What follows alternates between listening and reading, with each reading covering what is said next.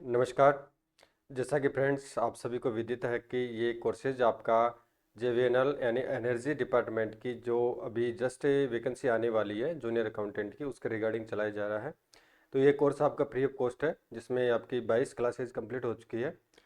आज इस वीडियो के माध्यम से आपका केसबुक वाला जो चैप्टर चल रहा है उसका पार्ट भी कंप्लीट करने जा रहे हैं। यानी इस वीडियो के माध्यम से आपका पार्ट भी यानी केसबुक वाला चैप्टर कंप्लीट हो जाएगा।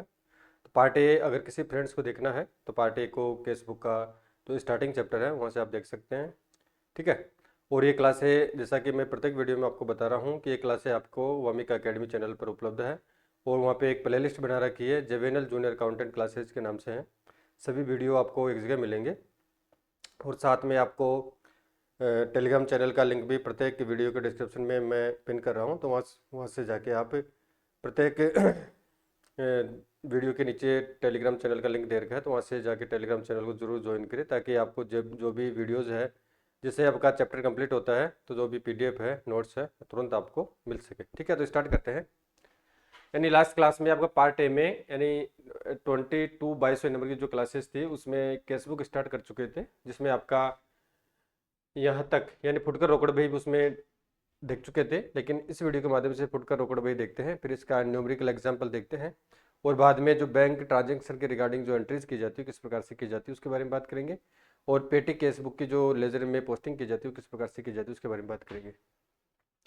हालांकि पार्ट ए में इसको कंप्लीट कर चुके हैं फुटकर रोकड़ भाई को, लेकिन यहाँ पे ओवरऑली पुनः देख लेते हैं। तो फुटकर रोकड़ भाई का जो मुख्य ऑब्जेक्ट्स होता है वो एक के जो मुख्य केशियर होता है या मुख्य मुख्य रोकड़पाल होता है, उसके द्वारा एक छोटा यानी खुदरा रोकड़िया नियुक्त कर दिया जाता है। तो जैसे ही व्यापार में जो दिन प्रतिदिन के स्टेशनरी, पोस्टेज एक्सेट्रा या रिफ्रेशमेंट के जो भी एक्सपेंसेस होते हैं उनका भुगतान करने हेतु एक निश्चित राशि खुदरा रोकड़ियों को दे दी जाती है। जैसे मान के चलो महीने के आरंभ में 2,000 रुपये दे दिए जाते हैं उसको। फिर वो 2,000 रुपये से जो भी महीने भर का जो एक्सपेंसेस होता है एक्सेट्रा जो भी बात की है ठीक है, तो उनका वो भुगतान करता है। और जैसे ही जो राशि अगर शेष रह जाती है तो नेक्स्ट मंथ में जो 2,000 रुपये आरंभ में दी गई है जितनी राशि शेष रह जाती है, ठीक है, तो उसमें जो कम रहती है वो पुनः मुख्य रोकड़िया द्वारा खुदरा रोकड़िया को दे दी जाती है। और ये प्रोसेस निरंतर रूप से चलती रहती है। ठीक है, तो इस प्रकार से आपकी जो पेटी केस बुक है वो इस प्रकार से बनाई जाती है। फिर इसमें आपका नेक्स्ट आता है और इसमें जो लेखांकन की यानी जो इसको बनाया जाता है दो विधियों से बनाया जाता है। जो फर्स्ट विधि और सेकंड विधि। फर्स्ट विधि में जो भी जितने भी एक्सपेंसेस होते हैं उनका लेखा एग्जाई किया जाता है, जबकि जो सेकंड विधि है उसमें जितने भी एक्सपेंसेस होते हैं उनका जो लेखा है वो पर्टिकुलर रूप से किया जाता है। जैसे पोस्टेज पे कितना हुआ है, स्टेशनरी पे कितना हुआ है, रिप्लेसमेंट पे कितना हुआ है, यानी जो भी एक्सपेंसेस हो रहे हैं उनका डिटेल से यहाँ पे राशि लिखा जाता है। तो सेकंड वाली जो विधि है वो आपकी इंपॉर्टेंट रहती है। और इसमें फुटकर रोकड़ बही की पेश की प्रथा है, इम्प्रेस सिस्टम ऑफ पेटी कैश बुक है। तो अभी जस्ट बात कर चुके हैं इम्प्रेस्ड यानी अग्रदायी पद्धति के अंतर्गत जो मुख्य रोकड़िया होता है रोकड़पाल द्वारा यानी खुदरा रोकड़िया को एक निश्चित राशि महीने के आरंभ में दे दी जाती है। ठीक है, और उनमें से वो जो खुदरा रोकड़िया होता है वो पैसा खर्च करता है, तो उसी को ही imprest system of petty cash book कहा जाता है। यानी डिटेल से पार्ट ए वीडियो में डिटेल से जो बात की है वो पार्ट ए में, पार्ट ए आपका जो 22वें नंबर की क्लासेज है उसमें कर चुके हैं। तो वहाँ से अगर किसी फ्रेंड्स को देखना है तो वहाँ से जाके आप वीडियो को जरूर देखें, आपके सारी कन्फ्यूजन वहाँ से दूर हो जाएंगे। अब इसमें बात करते हैं एडवांटेज ऑफ मेंटेनिंग पेटी केस बुक, यानी पेटी केस बुक के जो क्या इसके लाभ है। ठीक है, यानी पेटी केस बुक तैयार करने के कौन कौन से लाभ है। तो saving of time and efforts of chief cashier, यानी जो मुख्य रोकड़िया होता है तो मुख्य रोकड़िया का अनावश्यक समय श्रम बचाने हेतु पेटी केस बुक तैयार की जाती है, क्योंकि ये कार्य जो लघु रोकड़िया होता है उसके माध्यम से किया जाता है। The chief cashier is not required to deal with petty disbursement, he can concentrate on cash transaction involving large amount of cash. It saves time and labour and helps chief cashier to discharge his duties more effectively. ठीक है, next है effective control over cash disbursement, यानी जो प्रभावी नियंत्रण करता है जो कैश का डिसबर्समेंट होता है व्यापार में। तो cash control becomes easy because of division of work. The head cashier can control big payments directly and petty payments by keeping a proper check on the petty cashier. यानी जो बड़े payments होते हैं वो मुख्य रोकड़े द्वारा डायरेक्ट किए जाते हैं, और जो छोटे जो पेटी केस बुक का कार्य है वो छोटा रोकड़े के माध्यम से किया जाता है। This way the chances of making frauds and एम्बेसमेंट become very difficult. Next है Convenient recording and recording of petty disbursement in the main cash book makes it bulky and unmanageable. Further, the materiality principle requires that insignificant details need not be given in the main cash book. This way, the cash book reveals only material and useful information. Next, recording of such small payments becomes easy as the totals of different types of expenses are posted to ledger. It also saves time and efforts of posting individual items in the ledger. ठीक है, इन जो भी individual items होते हैं उसका लेखा पेटी cash book के माध्यम से किया जाता है. In nutshell it can be state that preparation of petty cash books is a cost reduction control measure. ठीक है, कॉस्ट लागत को घटाने हेतु पेटी केस बुक तैयार की जाती है. अब इसका एक एग्जांपल के माध्यम से, न्यूमेरिकल एग्जांपल के माध्यम से समझेंगे एंड बिल्कुल इजी चैप्टर है. For example, mister Mohit the petty cashier of mister Samaria traders received rupee कितने 2000 इसको पैसा प्राप्त हो रहा है मुख्य रोकड़िया से on May 1 2017 from the head cashier for the month details of petty expenses are listed hereunder. ठीक है, यानी मुख्य रोकड़िया से पेटी जो रोकड़िया है उसको 2000 रुपये मिलते हैं 1 मई 2017 को. कौन कौन से खर्चे हैं वो किस प्रकार से हैं तो उसकी आपको पेटी केस बुक तैयार करनी है. ठीक है, तो 2017 में 2 तारीख को 3 तारीख जो भी डेट दे रखी है उसके अकॉर्डिंग पैसा मिला, डिटेल्स दे रखी है और ये अमाउंट है. तो ऑटो फेयर इसका 55 रुपया खर्च हुआ है, कोरियर सर्विसेज पे 40 हुआ है, फिर पोस्टल स्टाम्प पे 105 रुपया है, इरेजर सरपनेश पेंसिल पैड्स पे 225 है. इसी तरीके स्पीड पोस्ट चार्जेस पे 98 एक्सपेंसेस हुआ है. टैक्सी फेयर आपका 105 और 90 है, 195 टोटल हुआ है. रिप्लेसमेंट या जलपान के आपके 85 है, फिर ऑटो फेयर के आपके 60 है, फिर रजिस्टर्ड पोस्टल चार्जेस के 42 है, फिर टेलीग्राम के 34 है, फिर आप नेक्स्ट आपका कार्टेज 25 है, कंप्यूटर स्टेशन 165 है, बस फेयर 24 है, एसटीडी कॉल्स 87 है, ऑफिस सैनिटेशन इंक्लूडिंग डिस इनफिकेंट है 36 प्लस 24 60 है. इस रिप्लेसमेंट आपका 47 है, फिर फोटो स्टैंडिंग चार्जेस आप 40 है, फिर कोरियर सर्विसेज 40 है और अनलोडिंग चार्जिंग आपके 40 है और लास्ट में बस फिर आपका 15 है. तो इस प्रकार से जो भी एक्सपेंसेस हुए हैं अब इनका आपको पेटी केस बुक तैयार करना है. अब किस प्रकार से करते हो देखते हैं, बिल्कुल ईजी है. The petty cash book for the month will be prepared as follows. यानी बुक ऑफ समरी ट्रेडर्स है, पेटी केस बुक का नाम आ जाएगा. तो इसका जो परफॉर्म आता अमाउंट, जो अमाउंट रिसीव्ड हुई है वो लेफ्ट साइड में आ जाएगी, फिर डेट आ जाएगा, फिर पर्टिकुलर आ जाएगा, फिर वाउचर नंबर, अमाउंट पेड. ठीक है, टोटल अमाउंट यहाँ पे आ जाएगी जो पेड हुआ है और एनालिसिस ऑफ पेमेंट्स हैं, जो भी पेमेंट्स हैं उनका पर्टिकुलर विवरण यहाँ पे आ जाएगा. ठीक है, पोस्टेज, टेलीग्राम, टेलीफोन है, कन्वेंस है, स्टेशनरी और विविध खर्चे, यानी ऐसे खर्चे जो विविध रूप में होते हैं. ठीक है, यानी बार बार रूप से उनका पेमेंट किया जा रहा है या उनका कोई देखा जाए तो विविध खर्चों के रूप में उनको माना जाता है. तो उनको विविध खर्चों में लिख देंगे क्योंकि इतने कॉलम केस में बनाने की आवश्यकता नहीं रहेगी. तो कैश रिसीव्ड है यानी 2000 रुपये प्राप्त हुआ है. ठीक है, ये आ गया. फिर इसमें ऑटो फेयर का खर्चा हुआ है, कितना हुआ टोटल, तो 55 रुपये आ गया. तो यहाँ पे तो ऑटो फेयर का कन्वेंस है जो यात्रा खर्चा हो रहा है वो एक तरीके से कन्वेंस में लिख देंगे. जितने भी खर्चे चाहे बस का हो, चाहे ऑटो का हो, चाहे ट्रेन का हो, इसमें आ जाएगा. ऑटो फेयर का 55 रुपये हो गया. इससे कोरियर सर्विसेज के आपके टोटल 40 खर्च हो रहा है. पोस्टेज आ गया 40, इस पोस्टल स्टाम्प का 105 है, पोस्टेज में आ गया. इरेजर शार्पनेस पेंसिल्स का आपका जो खर्चा है वो आ गया. स्पीड पोस्ट चार्जेस के आपके 98 आ गए. इस तरीके से टैक्सी फेयर आपका 195 आ गया, कन्वेंस में आ गया. रिप्लेसमेंट के आपके 85 है तो वो आपके विविध खर्चों में आ गया. ऑटो फेयर आपका 60 है तो कन्वेंस में आ गया 60. फिर रजिस्टर्ड पोस्टल चार्जेस आपके 42 है, 42 है, पोस्टेज में आ गया. इस तरह टेलीग्राम का खर्चा आपका 34 रुपये का है, वो टेलीफोन टेलीग्राम में आ गया. कार्टेज आपके कार्टेज 25 का है तो विविध खर्चों में आ गया. कंप्यूटर स्टेशनरी आपके 165 की है तो स्टेशनरी में आ गया. फिर बस फेयर आपके 24 के हैं तो कन्वेंस में आ गया. एसटीडी कॉल चार्जेस आपके 87 के हैं तो आपका टेलीफोन टेलीग्राम में आ गया. ऑफिस सैनिटेशन है इंक्लूडिंग डिसइंफिकेंट 36 प्लस 24 रुपये और शामिल है इसमें. ठीक है, तो 60 रुपये आपका आ गया, विविध खर्चों में आ गया. रिप्लेसमेंट आपके 45 रुपये का है, विविध खर्चों में आ गया. फोटो स्टैंडिंग चार्जेस आपके 47 का, 47 रुपये विविध एक्सपेंसेज में आ गया. फिर कोरियर सर्विसेज है आपकी 40 की, यानी कोरियर सर्विसेज आपका 40 है वो आ गया. सॉरी, कोरियर सर्विसेज इसमें 40 बता रखा है तो विविध खर्चों में आ गया. फिर अनलोडिंग चार्जेज आपके 40 रुपये का है वो विविध में आ गया. फिर बस फेयर आपके 15 रुपये के हैं तो इनका टोटल करेंगे तो आपको 1487 रुपये, यानी 2000 में 1487 रुपये तक खर्च हो चुका है. और पोस्टेज में करें तो पोस्टेज में जो तो 325 रुपया खर्च हुआ है, यानी पर्टिकुलर इसमें पता लग जाएगा कि इतने मद पे कितना पैसा खर्च हुआ है। और टेलीफोन टेलीग्राम 121 रुपया खर्च हुआ है। तो कन्वेंस पे आपके 349 खर्च हुआ है, स्टेशनरी पे 390 खर्च हुआ है, और विविध खर्चों में 302 रुपया खर्च हुआ है। टोटल आपका 1487 खर्च हुआ है।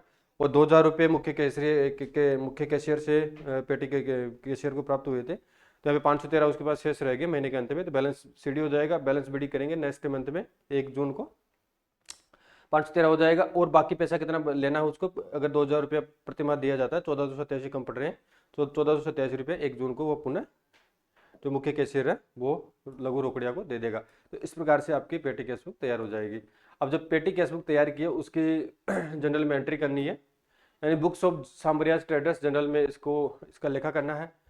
तो जनरल के बारे में आप सभी जानते हैं, date particular LF debit amount और क्रेडिट अमाउंट आ जाएगा। तो फर्स्ट एंट्री करेंगे एंड जो पैसा प्राप्त हो उसकी कर देंगे petty cash account debit to cash, यानी पैसा कैशियर को दिया है लघु रोकड़िया को, तो एंट्री होगी petty cash account debit to cash account, कितना होगा 2000 रुपया होगा।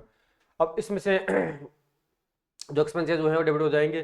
Postage account debit 325, telephone and Telegram account debit 121 रुपया हो गया, कन्वेंस अकाउंट 349 हो गया, स्टेशनरी अकाउंट डेबिट कर देंगे 390 से, मिसलेनियस जो खर्चे हैं वो डेबिट हो जाए 302 से, और टोटल आपका खर्चा हुआ कितना हुआ 1487 का हुआ। ठीक है, तो 1487 का खर्चा हो गया। फिर लास्ट है petty cash account debit to cash हो जाएगा, यानी cash payment cash paid to petty cashier, यानी जो भी 1487 रुपये का शेष रहा है वो भुगतान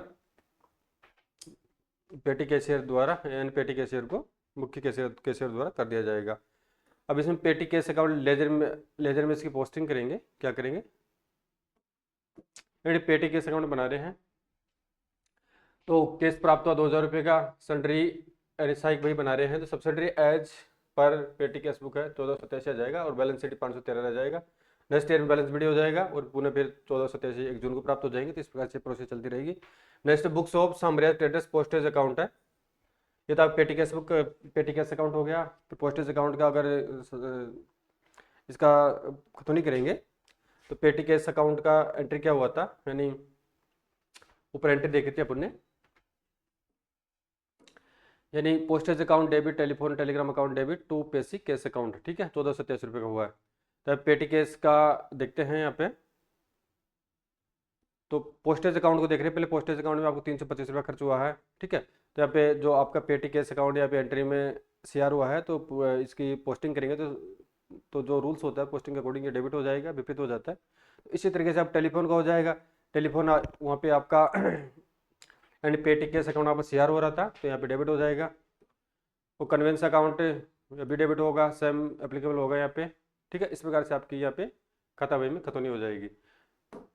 और खाता बही खतौनी के रिगार्डिंग सेपरेट वीडियो बना रखा है, तो आप वहाँ से देखें। अभी जो ट्रांजेक्शन है वो ट्रांजेक्शन किस प्रकार से किए जाते हैं, वो हालांकि कॉमर्स वाले अभ्यर्थी है आप, और इस भर्ती में सिर्फ कॉमर्स बीकॉम और सीए सीएस सीएमए और इसके अलावा बीबीए एमबीए वाले को वैलिड किया जाएगा। ठीक है, तो यहाँ पे एंट्री ऐसा कोई कैंडिडेट नहीं है जिसको ये प्रविष्टि नहीं आती होगी। तो बैंक में रुपया जमा कराने पर क्या प्रविष्टि होगी, bank account debit to cash हो जाएगा। क्या हो जाएगा, बैंक पाने वाला है और कैश दे रहे हैं तो बैंक टू कैश हो जाएगा। नेक्स्ट है किसी देनदार द्वारा बैंक में सीधे नगद चेक या ड्रॉप्स जमा कराने पर, यानी कोई भी डेटर्स है अगर बैंक में डायरेक्ट ही चेक या डीडी जमा कराता है तो उसमें एंट्री होगी आपकी बैंक टू डेटर्स अकाउंट, या डेटर्स का यहाँ पे नाम आ जाएगा। क्या जाएगा, बैंक अकाउंट डेबिट तो XYZ जो भी डेटर्स उसका नाम आ जाएगा। फिर देनदारों से प्राप्त चेक या ड्रॉप्स को बाद में किसी तिथि को बैंक में जमा कराने पर। ठीक है, ये पहले वाली एंट्री तो आपकी डायरेक्ट की, और जो डेटर्स है उनसे अगर कोई चेक या डीडी प्राप्त होता है अगर उसको बाद में जमा कराते हैं तो उस समय जो आपकी एंट्री होगी bank account debit to cash हो जाएगी। क्या हो जाएगी, bank account debit to cash account हो जाएगी। नेक्स्ट है कार्यालय हेतु बैंक से रुपया निकालेंगे, यानी कार्यालय हेतु यानी ऑफिस का एक्सपेंसेस हेतु बैंक से अगर विड्रॉल करेंगे पैसे का तो एंट्री हो गया cash account debit to bank account है। जमा कराने की जस्ट इसके विपरीत हो जाएगी विड्रॉल की। फिर लेनदारों को चेक से भुगतान करेंगे, एंड जो क्रेडिटर्स है व्यापार की उसको अगर चेक से पेमेंट करेंगे तो उसकी एंट्री होगी creditors account debit to bank account. क्या हो जाएगी, credited account debit to bank account. अगर नगद करेंगे तब कैसे हो जाता है और चेक से करें तो बैंक अकाउंट हो जाएगा। नेक्स्ट है खर्चों का चेक से भुगतान करने पर, यानी जो भी एक्सपेंसेस हुए हैं अगर उनका पेमेंट चेक के माध्यम से कर रहे हैं तो expenses account debit to bank account. Expenses यहाँ पे डेबिट, जो एक्सपेंसेज का बैलेंस होता है वो डेबिट होता है और बैंक अकाउंट कर रहे हैं यहाँ पे, यानी क्योंकि चेक से पेमेंट कर रहे हैं। अगर आप कैश करते हैं नगद करते हो तो यहाँ पे कैश अकाउंट हो जाता है। नेक्स्ट है बैंक में जमा कराए गए चेक के अप्रतिष्ठित होने पर, यानी अगर आपका चेक है बैंक में जमा करा रहे हैं अगर वो किसी कारण से डिसऑनर्ड हो जाता है या खाली चेक है या आउटडेटेड है एक्सेट्रा जो भी रीजन है, तो उसकी एंट्री होगी आपकी debtors account debit to bank account. क्या हो जाएगी? Debtors account debit to bank account. Cheque dishonoured होने पर इसका एंट्री होगा debtors account debit to bank account हो जाएगा। फिर नेक्स्ट है बैंक द्वारा ब्याज की राशि जमा जमा करने पर, यानी कि सामान्यतः जो अकाउंट्स होता है वो बैंक द्वारा एक लगभग नॉमिनल इंटरेस्ट दिया जाता है। जो भी ग्राहक होता है, कंज्यूमर होता है, बैंक द्वारा ब्याज की राशि अगर खाते में जमा कराएंगे तो स्वाभाविक है ग्राहक के लिए ये एक तरीके से रेवेन्यू है। तो एंट्री होगी bank account debit to interest account. क्या हो जाएगा? And interest deposit by bank.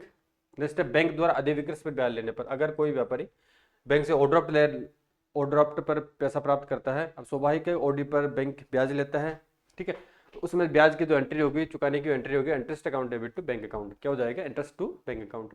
Next bank द्वारा सेवा शुल्क लेने पर, यानी बैंक द्वारा जो भी अकाउंट्स ओपन किया जाता है, सामान्यतः आप सभी को पता है कि बैंक में जो नॉर्मली 4 प्रकार के अकाउंट्स ओपन किए जाते हैं। आपका सेविंग है, एक आप करंट अकाउंट है, रिकरिंग अकाउंट है और फिक्स्ड डिपॉजिट अकाउंट होता है। तो उनमें से जो भी बैंक अगर आपको कोई सर्विसेज देगा, सेवा देगा, तो उसके बदले में कोई नॉमिनल चार्जेज आपसे वसूला जाता है। तो अगर वो चार्जेज वसूल किया गया बैंक से, तो वो एंट्री होगी आपकी bank charges account debit to bank account हो जाएगा। क्या हो जाएगा? Bank charges charge by bank.